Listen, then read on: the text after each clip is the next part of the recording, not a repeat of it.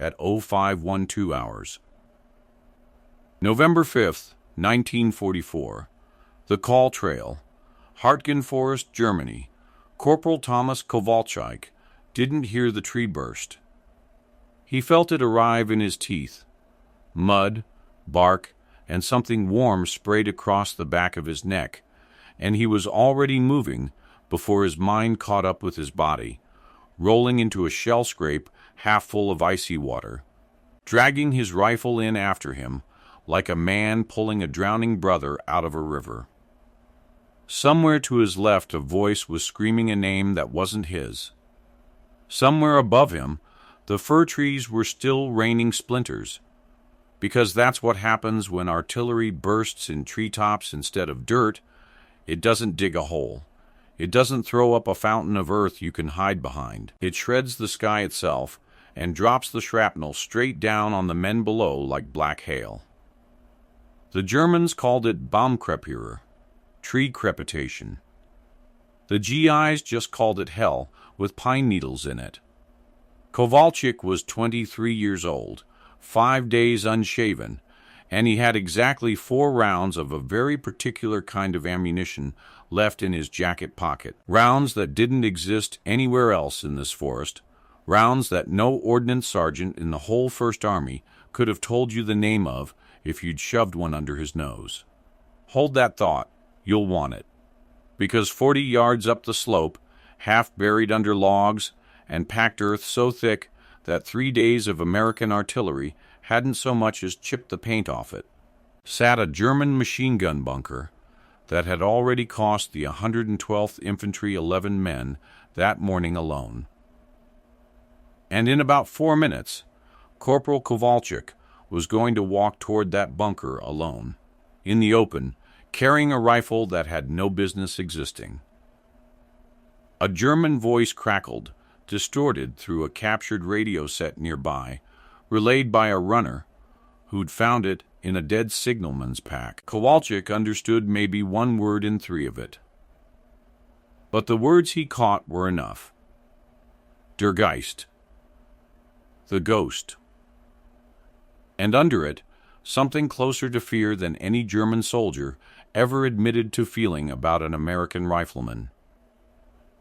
Nobody in his squad knew yet what he was about to do. Nobody in his company knew what he'd built 4 nights ago in a collapsed farmhouse cellar with a file, a vise, and a crate of ammunition that was never supposed to reach the front lines at all. His captain didn't know. If his captain had known, Kowalczyk would already be under arrest. What he did know was this: standard issue anything wasn't going to crack that bunker. Not rifle grenades. Not the tank destroyer stuck axle deep in mud 600 yards back down the trail. Not another frontal rush that would just add more names to a list that was already too long. So he checked the 4 rounds one more time, the dull silver tips catching what little gray light made it through the canopy, and he started crawling. Remember that number. 4 rounds. By the time this is over, you'll understand exactly why that number nearly got him killed, and exactly why it didn't. To understand why a 23-year-old corporal was about to do something no field manual on earth authorized, you have to understand where he was standing, and why the U.S. Army had already lost more men there than almost anywhere else it fought in Europe. By the first week of November 1944, the Hürtgen Forest had become a meat grinder with a name most Americans back home had never heard and would spend decades trying to forget. 50 square miles of dense fir plantation east of Aachen, sitting square in front of the Siegfried Line, the belt of German concrete, steel, and minefields that guarded the western approach to the Rhine. First Army wanted it cleared because leaving it alone meant leaving the Germans a staging ground to counterattack from. What First Army hadn't fully reckoned with was the forest itself. The trees stood so close together that a man could lose his own squad in 30 feet of visibility. Sunlight barely reached the ground even at midday. Artillery that would have thrown dirt in open country instead detonated in the branches overhead, showering troops with shrapnel from directions no foxhole could protect against. Trails were narrow, mined, and pre-ranged by German gunners who'd had months to walk the ground and know exactly where an American column would have to funnel through next. And running through the center of it all was the Kall Trail, a goat path barely wide enough for a Sherman tank, dropping 500 feet into a river gorge and climbing back out the other side, the only real supply and evacuation route for the men of the 28th Infantry Division fighting to hold the villages of Wassenack and Kommerscheid beyond it. The 28th Pennsylvania National Guardsmen, men who called themselves the Keystone Division, and who the Germans, with grim respect, nicknamed the Bloody Bucket for the red keystone patch on their shoulder, had pushed hard into that ground on November 2nd. Within a week they'd take over 6,000 casualties. And every wounded man, every crate of ammunition, every stretcher, had to move up and down that one narrow trail, under direct observation from German positions built into the high ground on both sides. Which is where the bunkers came in. Hold that number. 400 yards. That's roughly how far a well-sighted German MG-42 position, tucked into a log and earth bunker 3 feet thick, could hold open ground under fire, and an American infantryman with an M1 Garand or a Springfield in his hands could shoot back maybe half that distance with any hope of hitting the firing slit. The math didn't work. It had never worked, not since the first probes into this forest back in September. Standard infantry weapons could suppress a bunker. They could not kill one. Not without someone getting close enough to post a grenade through the aperture, and getting that close, across open, mined, pre-ranged ground, was exactly what had cost the 112th Infantry so many men already. Captain Everett Hollis, commanding Kowalczyk's company, had tried it the correct way twice that week. Both times, by the book, a base of fire, a maneuver element, smoke if the weather allowed it, which, this week, it rarely did. Both times the assault had stalled in the open, pinned by flanking fire from a second bunker nobody had spotted until men started dying in front of it. Hollis was not a stupid man, and he was not a coward. He was, however, a man who had built his career on doing things the correct, doctrinal, defensible way, and who had watched 2 textbook attacks fail in the same week and was already bracing for the questions that would come from battalion about why. We do this again tomorrow. By the numbers, Hollis had told his platoon leaders the night before, jaw tight, voice flat. We do not go improvising solutions out here. I will not have this company's name attached to some half-cocked stunt that gets men killed outside of a sanctioned plan. Kowalczyk had said nothing. But he'd been watching something else entirely for 2 days. Something sitting forgotten and half-buried under a collapsed shed roof less than 400 yards behind their own lines. A wrecked American L-4 Grasshopper spotter plane, its little belly-mounted flexible machine gun torn loose from its mount, and beside it, half-crushed under a fallen beam, a metal ammunition crate stenciled with markings he didn't fully recognize. He hadn't said a word to anyone about it yet. But he already knew he was going to go back for it after dark. Before the army, before the forest, before any of this, Thomas Kowalczyk had been a coal town kid from outside Scranton, Pennsylvania, the son of a man who ran a hardware and small engine repair shop 2 doors down from the company store. If something in that town had a moving part and had broken, sooner or later it ended up on Stanislaw Kowalczyk's workbench, and by the time Tommy was 12, he was the one most of the neighbors actually wanted fixing it. The shop sat in a town thick with immigrant families, Polish, Slovak, a cluster of German toolmakers who'd come over in the 20s and worked the machine shop attached to the colliery. Tommy had spent 2 years, before the draft, sweeping floors and running errands for old Ernst Brandt and his sons, who spoke German at the lunch table out of habit more than secrecy. He'd picked it up the way a kid picks up anything he hears every day, without meaning to. Not fluent, never fluent, but enough. Enough to catch a rank, an order, a note of panic in a voice. Enough, as it would turn out, to save his own life more than once in the months ahead. His uncle Walt had taught him to hunt whitetail in the ridges above the Susquehanna, and it wasn't the shooting that stuck with him, it was the stillness. How you didn't chase a deer through underbrush like a fool. You read the wind, you picked your ground. You let the animal walk into a mistake it didn't know it was making. Textbook infantry doctrine, as Tommy would come to see it in France and Germany, was built by men who'd never had to sit motionless in a cold tree stand for 4 hours, waiting for a buck to forget you existed. Now, on the 3rd night after his squad had first been pinned below that bunker, Kowalczyk crawled back alone through the dark to the wrecked grasshopper. The little observation plane had gone down weeks earlier, clipped by flak while spotting artillery fire, and nobody had gotten around to stripping it.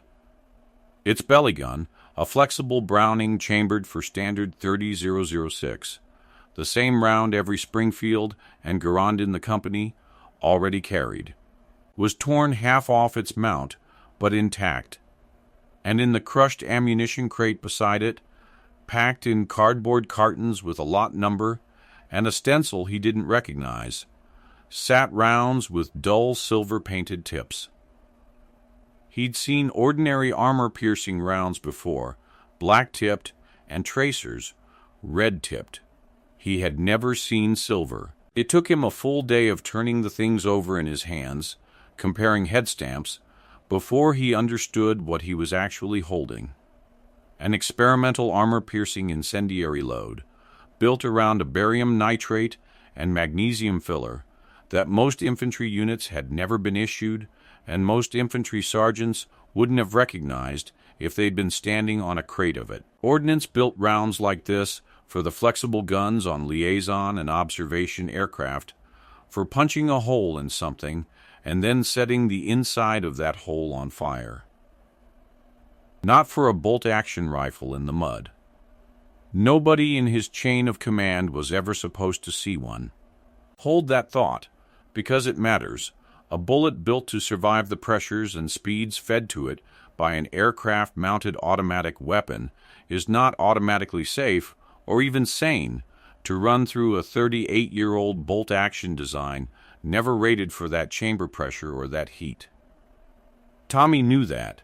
He built anyway, working 3 nights running in the shattered cellar of a farmhouse, stripping his own Springfield's barrel and bolt down to bare steel, checking headspace with a feeler gauge scavenged from a dead tanker's toolkit, filing the extractor by lamplight until it would reliably pull a case that wanted to stick from the heat of that incendiary charge. On the 2nd night, a round cooked off in the chamber during a function test.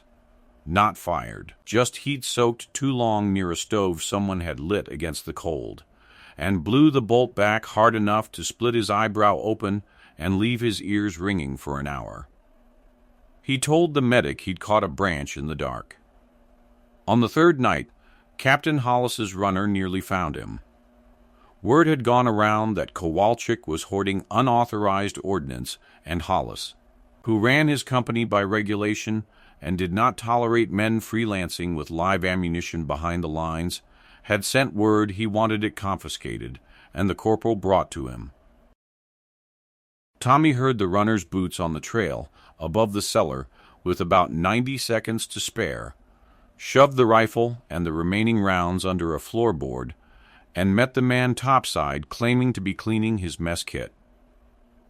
It was the closest the whole project came to dying before it ever fired a shot in anger. By dawn on the 4th day, the rifle was finished.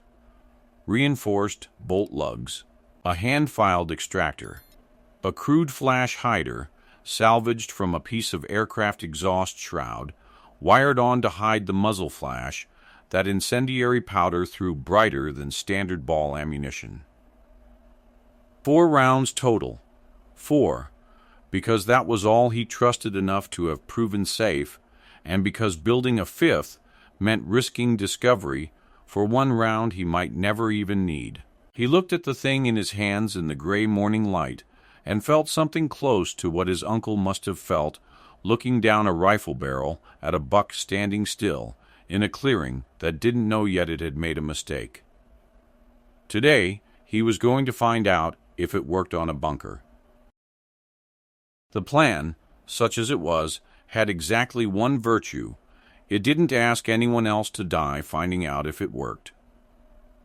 Kowalczyk told his squad leader, Sergeant Dale Petrucci, roughly half of the truth, that he had a way to maybe crack the bunker without another frontal rush, and that he needed 20 minutes and nobody firing until he gave the signal. Petrucci, a wiry ex-steelworker from Bethlehem, who'd learned a long time ago that Kowalczyk's strange ideas had an unsettling habit of working, didn't ask to see the rifle. He just said, 20 minutes. Then I'm coming whether you've signaled or not. That was the deal. It lasted about 6 minutes before the first complication arrived, and it wasn't the one anybody expected. The ground between the squad's position and the bunker wasn't just open.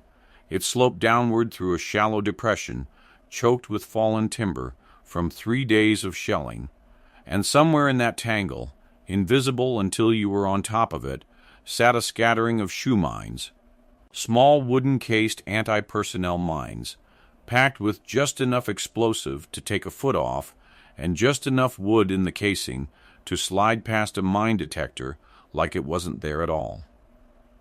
Kowalczyk found the first one the hard way, not by stepping on it, but by nearly kneeling on it, while working his way from one fallen log to the next. And only his uncle's old hunting habit of testing ground with a probing branch before committing his weight saved him from finding out the answer the fatal way. That cost him 9 minutes he didn't have, threading a path stick by stick through ground that should have taken 90 seconds to cross. Every few feet he had to stop, breathe, and remind his own body that speed was exactly what would get him killed out here. That the deer stand patience his uncle had drilled into him on those cold Pennsylvania mornings was the only thing standing between a footstep and a foot gone. Behind him, faintly, he could hear Petrucci's watch ticking down in his own head as surely as if the sergeant had shouted it across the depression. He'd barely cleared the mine depression when the second complication arrived from a completely different direction, and it changed the entire shape of the problem. German voices, close, low, moving along a fold in the ground he hadn't accounted for. Not the bunker crew, a relief patrol, 4 men, moving up to rotate the machine gun team inside. Exactly the kind of movement that pre-dawn light was supposed to hide. Kowalczyk went flat behind a shattered stump and listened, and here his 3 years of half-understood German lunch table conversation paid for itself in a way no manual could have taught him. He caught fragments, Abelsung, relief, Vorsicht, careful, and then a word that made the hair stand up on his arms, even though he didn't know it yet as the name that would follow him for the rest of the war. One of the 4 men muttering something about Der Geist im Wald, half joking, half not, about a story going around from a bunker up the line about an American rifle round that had burned clean through a firing slit and cooked off a stack of grenades inside. He didn't know yet whether that story was about him. He hadn't fired a shot yet. But something out here already had a reputation, and he was about to add to it. This is the moment his guerrilla instinct and his orders came apart from each other completely. Standard procedure, said, "Fall back, report the relief patrol, let the platoon reconsider the whole approach through channels." Hollis's standing order that morning had been explicit: no unsanctioned movement forward of the platoon's line while a second assessment was pending. Kowalczyk had maybe 90 seconds before that patrol reached the bunker mouth and doubled the number of Germans he'd have to deal with, and he made the call his captain would spend the next 6 months disapproving of. He kept moving, closer, not away. He shifted position again, climbing now, up a shallow finger of high ground that put him behind a screen of shattered fir trunks roughly 70 yards from the bunker's blind side.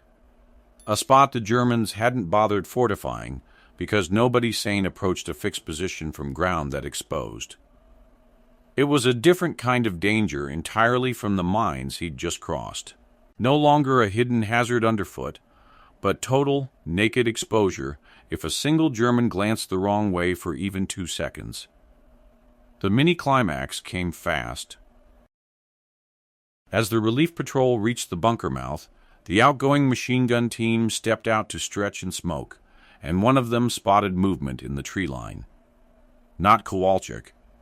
A rabbit, or a bird, or nothing at all, but it was enough to make the man swing his MP-40 up and fire a nervous 3-round burst into the trees 40 yards to Kowalczyk's left. For 3 full seconds, Tommy lay absolutely still with his heart slamming against the frozen ground, certain he'd been made, waiting for the shout that meant they'd found him.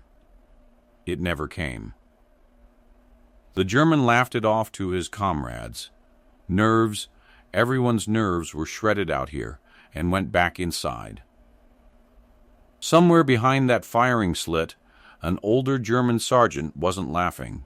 He'd been on this stretch of the West Wall since September, long enough to have buried men from 3 different relief crews, and he'd heard enough scattered talk moving up and down the line in the last 2 days to have started, quietly, to believe some of it. He told the younger men to knock it off with the ghost stories and get back to their positions. He did not tell them that he'd already asked his own lieutenant, twice, for permission to fall back this bunker to a less exposed line, and been refused both times. Doctrine, apparently, was not only an American disease. Back at the squad's position, Sergeant Petrucci's 20 minutes were almost up, and Petrucci was already gathering 2 riflemen to come forward, whether Kowalczyk had signaled or not, exactly as promised. Which meant Tommy now had a second clock running against him, invisible from where he lay. If Petrucci moved before he was ready, the whole element of surprise, and the extra Germans now crowded into that bunker, would turn a one-man gamble into a firefight nobody could win. He had, at most, another 90 seconds. 1 firing angle. 4 rounds that had never been tested against anything but a plank of scrap lumber.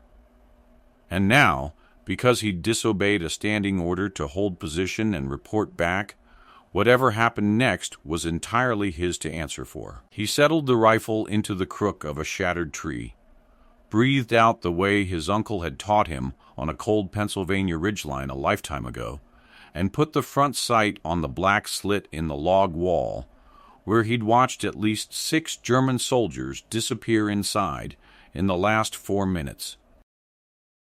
The first round left the barrel with a crack that sounded wrong even to Kowalczyk's own ear, sharper, hotter than standard ball ammunition, the modified flash hider throwing a stuttering white flare instead of the usual dull orange wink of a Springfield firing. The recoil hit his shoulder differently, too, a harder, meaner punch than the .30-06 he'd carried since basic, payment for the extra pressure that Incendiary charge threw off behind the bullet. It didn't matter. There was no time left to worry about muzzle flash or bruised muscle.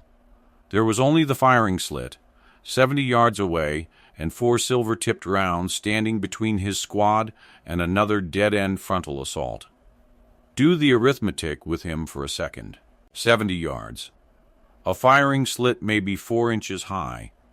A moving bolt-action rifle he'd rebuilt himself with a file and a feeler gauge in a farmhouse cellar. Any one of those numbers alone was survivable odds. Stacked together, they were the kind of shot a range instructor would have called reckless, and a hunter would have called Tuesday. The round punched through the aperture and detonated somewhere inside the bunker's throat. For a heartbeat, nothing, then the log structure seemed to cough. A dull thump from within, followed almost immediately by a second, sharper explosion as the incendiary charge found something worth burning. A stacked crate of German stick grenades sitting just inside the entrance, exactly where a relief patrol dumping their gear in a hurry might leave it. Flame licked out through the firing slit in a long orange tongue, and inside that log and earth box, 7 German soldiers who a minute earlier had been laughing about nerves were suddenly fighting a fire in a space with one exit and no air. Der Geist. The ghost. Somewhere down the trench line connecting that bunker to the next one, a voice screamed the word into a field telephone, and it wasn't superstition anymore. It was a report. Inside, the fire had found the ammunition belts stacked beside the MG-42, and for a few seconds, the bunker's interior turned into something closer to a foundry than a fighting position. Men who'd survived 3 days of American artillery without a scratch were now clawing over each other toward a door that had jammed half shut on its own warped frame. The same door that had kept American grenades out, now working just as effectively to keep German soldiers in. One man got a canteen of water onto the flames and only fed them. The incendiary mixture didn't care about water. It burned on its own oxygen, the way phosphorus does, the way something never meant for a man's hands to fully control always does once it's loose. This is the moment his whole approach, the terrain reading, the flanking position no doctrine would have sanctioned, the scraps of German he'd caught off that relief patrol, confirming exactly how many men were now trapped inside, came together into something a conventional assault from the front could never have produced. A frontal attack would have walked into that mined depression in daylight, under fire from a bunker that hadn't yet been touched. Instead, 7 Germans were burning from the inside out, and Kowalczyk hadn't moved from behind his shattered tree trunk. Then the fake-out hit. 2 Germans burst from a rear escape trench he hadn't spotted, men who'd been in a connecting tunnel section, untouched by the fire, weapons up, sprinting toward the very stand of shattered trees where Tommy lay exposed. He had exactly 2 rounds left, no cover worth the name, and men closing the gap at a dead run. His mind went, absurdly, to arithmetic, the range dropping by the second. The math of a bolt-action rifle against 2 men who'd close to grenade range in under 10 seconds if he didn't solve this now. He put his first remaining round into the lead man's chest at 30 yards, standard effect, no fire, just a soldier's rifle doing a soldier's job, and worked the bolt with hands that had gone almost mechanical with adrenaline. The second German kept coming, screaming something Tommy didn't need German to translate, and here the rifle very nearly failed him for good. The bolt stuck, the chamber still hot and swollen from the incendiary rounds fired minutes earlier, and for one endless second, the weapon that had burned an enemy position from the inside out refused to feed its final round. He drove his palm into the bolt handle, once, twice, felt skin split across his knuckles on the second blow, and on the third the swollen chamber finally surrendered its grip and let the bolt slam home. This was the second climax, stacked inside the first, not the enemy anymore, but the weapon itself, a machine of his own building trying to fail him at the one-moment failure meant a bayonet in his chest instead of a scorched log wall. He chambered the last silver-tipped round he had and fired at 8 yards, close enough to feel the muzzle blast throw grit back into his own face. It wasn't a clean shot. It didn't need to be. At that range, anything that hit did the job, and the German went down in the frozen mud less than 10 feet from where Kowalczyk lay, close enough that Tommy could hear the man's breath stop. Behind him and below, Sergeant Petrucci's 20 minutes had run out exactly as promised, and Petrucci arrived at the head of 2 riflemen just as the last of the smoke and flame inside the bunker began to die down into something the squad could actually clear. What they found inside told its own story to men who hadn't needed one. A machine gun crew that would never man that position again, a stack of grenades that had gone up like a bonfire, and scorch marks radiating outward from a firing slit no rifle round should have been able to reach through and still do that kind of damage. From a second, more distant bunker up the ridgeline, the one that had flanked and stalled Hollis's assault 2 days running, a German officer watched the smoke rising through his field glasses and said nothing for a long moment to the runner beside him. Radio traffic between the 2 positions had gone quiet in a way that told its own story. Nobody wanted to be the one describing what they'd just watched happen to men they'd shared a supply run with the night before. When the officer finally spoke, it wasn't an order. It was a question nobody under his command could answer. What in God's name had the Americans just put into that rifle? The runner, barely 18, would later tell a British interrogator that the officer's hands weren't quite steady when he lowered the glasses.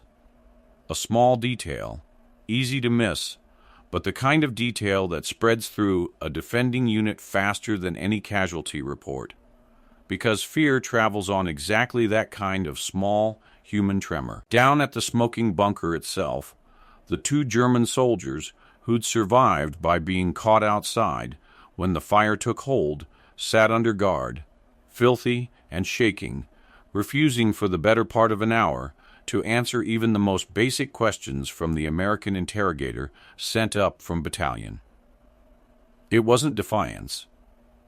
Petrucci, who watched the exchange, said afterward it looked more like men trying to convince themselves they hadn't actually seen what they'd seen, that a single rifle, fired from cover 70 yards out, had done to a fortified position what usually took an artillery barrage or a flamethrower team to accomplish. One of them finally said, in broken but clear English, that their sergeant had warned them a rumor was moving up the line about American witchcraft in a rifle barrel, and that he, personally, no longer thought it was a rumor. The immediate fight was over.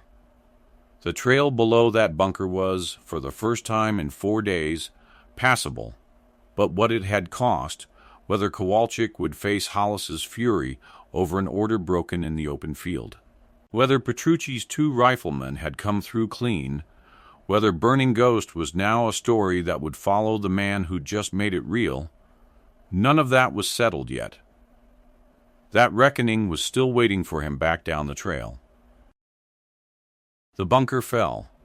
The Kall Trail, for the length of that morning at least, reopened, and stretcher parties that had been pinned for 2 days finally started moving wounded men back toward Vossenack. Petrucci's 2 riflemen came through without a scratch.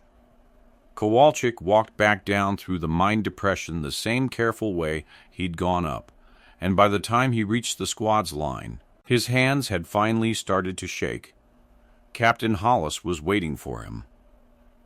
What followed was not the reprimand Tommy had braced for, though it started that way, a furious dressing down about unsanctioned movement forward of the line, unauthorized and unregistered ordnance, an order disobeyed in direct violation of a standing instruction issued not 12 hours earlier. Hollis was, above everything else, a man who believed the system existed for a reason, and a corporal building experimental ammunition modifications in a farmhouse cellar without so much as informing his chain of command was, by every regulation, Hollis had built his career respecting, precisely the kind of freelancing that got men killed.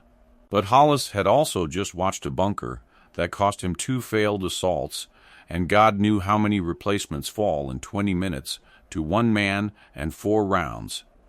And he was not, whatever else he was, a fool.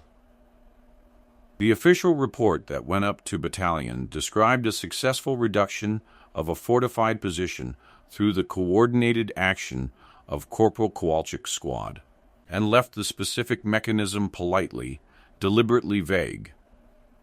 Hollis never authorized the rifle. He also never confiscated it, and from that week forward, he stopped asking Kowalczyk to explain himself before an operation, only afterward, quietly, and usually with something close to respect buried under the paperwork tone. The story outran the official record almost immediately. Within days, German prisoners taken along that stretch of the line were being asked by their own interrogators, and by curious American ones, about a rumor moving through Wehrmacht ranks concerning an American rifle that burned bunkers from the inside. Most prisoners went quiet at the question, the particular quiet of men who'd rather not admit what scared them. A captured German corporal, questioned separately, muttered the name that would end up in more than one after-action account for the rest of the campaign. Der brennende Geist. The burning ghost. Nobody could say for certain which unit had coined it first, but it spread down the German line faster than any single soldier could have carried it on foot, which meant fear, not fact, was doing the traveling. Kowalczyk himself never fired another round of that specific ammunition again. The crate at the wrecked Grasshopper had held exactly what he'd taken, and no more, and he was never issued, nor did he ever request, a resupply. What he carried forward instead was the method. In the weeks that followed, as the division pushed on through the last of the forest and toward the Rower, younger replacements arriving to fill gaps left by the division's brutal losses found themselves quietly pulled aside by a corporal who didn't lecture much, but who showed them how to test ground with a stick before trusting it with their weight, how to listen for the particular cadence of a German officer giving an order that meant something was about to go wrong, how to read a piece of terrain the way a man reads an animal that doesn't know it's being hunted yet. He never called it doctrine.